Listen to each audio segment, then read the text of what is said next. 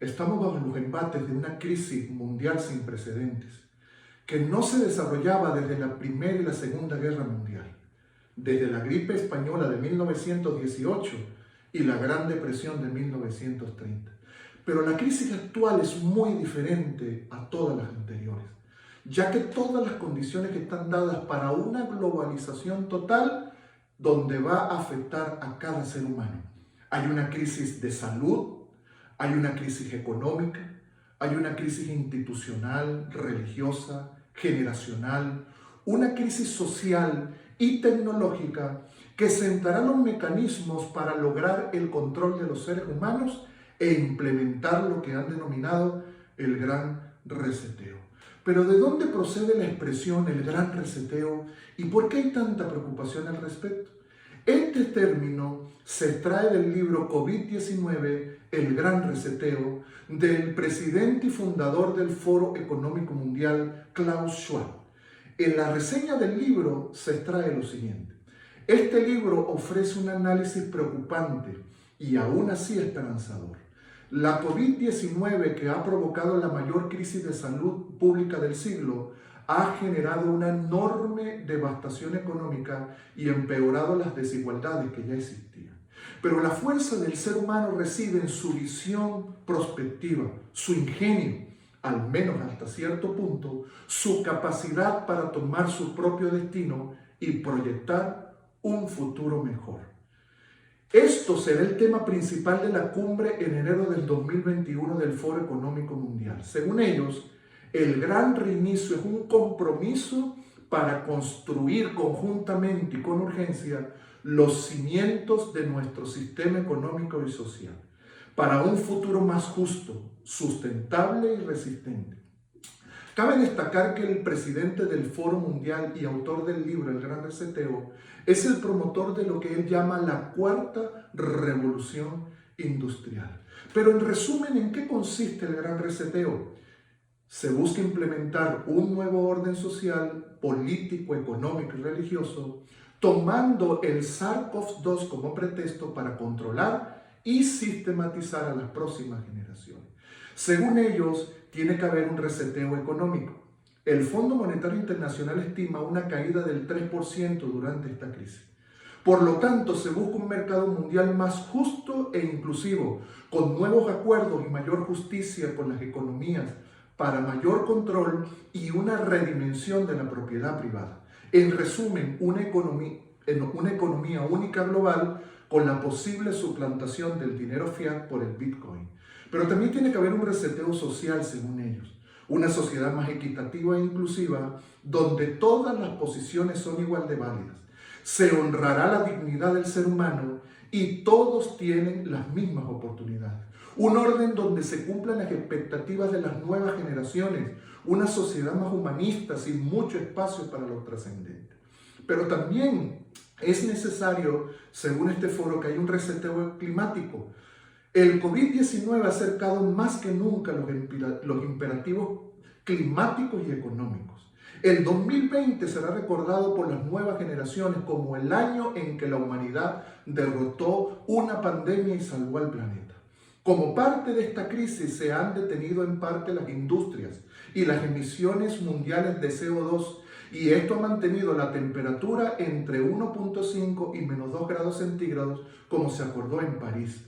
Esto salvará los arrecifes y salvará al planeta, según ellos.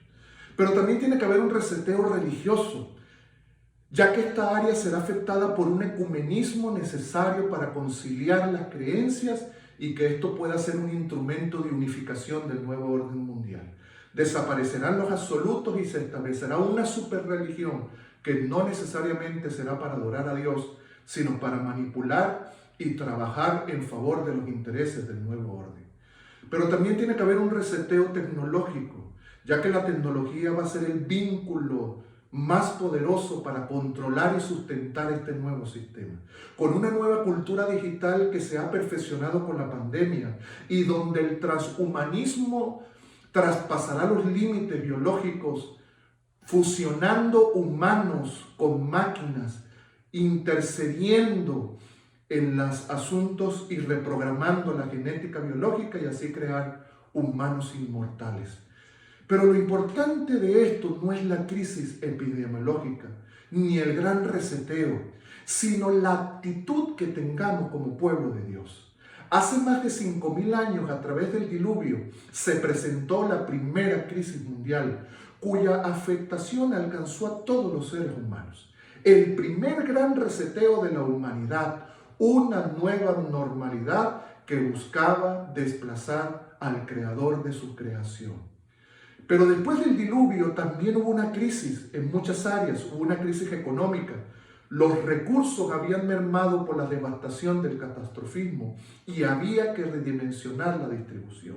Había una crisis social, ya que se empezó a conformar una sociedad secular, alejada de Dios, humanista y con una cosmovisión muy diferente a los verdaderos adoradores.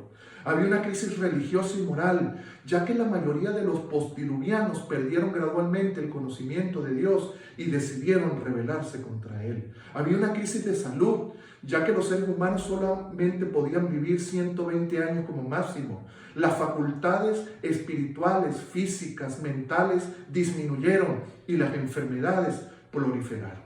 Ahora, ¿cuál era el objetivo de este gran reseteo? El primer gran reseteo de la humanidad era tener una sola lengua, era que estuvieran unidos en un propósito para una nueva humanidad, una sola mente, una cosmovisión secular para solucionar los problemas del mundo, pero sin Dios. Un solo poder religioso que unificara las mentes de las personas, pero también un solo poder político dominado por un líder mundial llamado Nimrod, y llegar hasta el cielo para buscar el origen de todas las cosas y estar a la altura de los dioses. Pero saben que hubo una separación entre los hijos de Can, que eran los propulsores reales del primer reseteo y de una nueva humanidad postdiluviana, y los hijos de Dios, que eran los descendientes de Sem. Los descendientes de Cam se cansaron de los que buscaban a Dios y decidieron bajar a la llanura de Sinar para establecer la torre y la ciudad. Los hijos de Sem y Jafet, que se quedaron en las montañas, no participaron de esta rebelión y se mantuvieron fieles a los mandamientos y las bases del reino de Dios. Mientras los seguidores de Nimrod empezaron su empresa de resetear la humanidad y los principios establecidos por Dios, los hijos de Dios desde las montañas intercedían por los verdaderos adoradores y estaban clamando constantemente para que Dios interviniera. Esta cita de Patriarcas y Profetas, páginas 112 y página 113, a medida que se multiplicaron, la apostasía no tardó en causar división entre ellos. Los que deseaban olvidar a su Creador y desechar las restricciones de su ley, tenían por constante molestia las enseñanzas y el ejemplo de sus piadosos compañeros. Y después de un tiempo decidieron separarse de los que adoraban a Dios. Para lograr su fin, emigraron a la llanura de Sinar, que estaba a orillas del río Éufrates. Les atraían la hermosa ubicación y la fertilidad del terreno. Y en esa llanura resolvieron establecerse. Y haciendo un resumen del capítulo 10 de Patriarcas y Profetas, dice: en Sinar decidieron construir una ciudad y en ella una torre de tan estupenda altura que fuera la maravilla del mundo. Los constructores de la Torre de Babel decidieron mantener su comunidad unida en un solo cuerpo y fundar una monarquía que abarcara toda la tierra.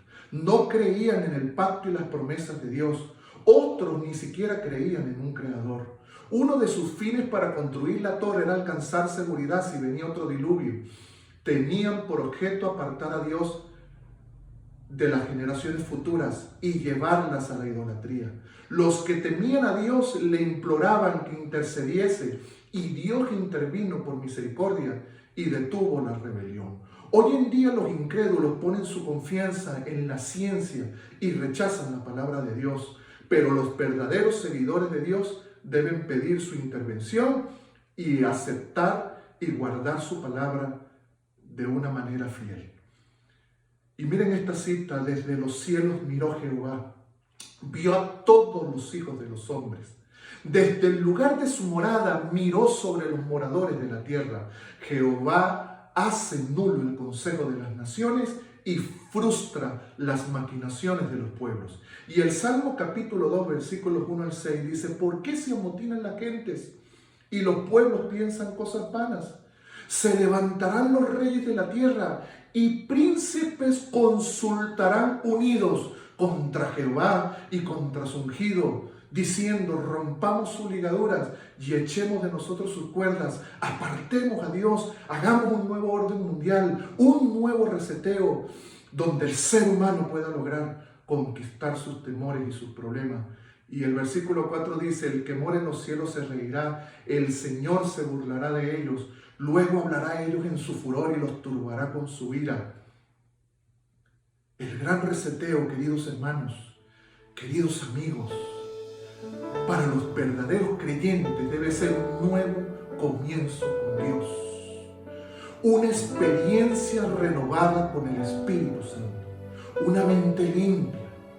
Los hijos de Zen modernos deben clamar en esta crisis por la intervención de Dios ante el intento humano por establecer una nueva humanidad.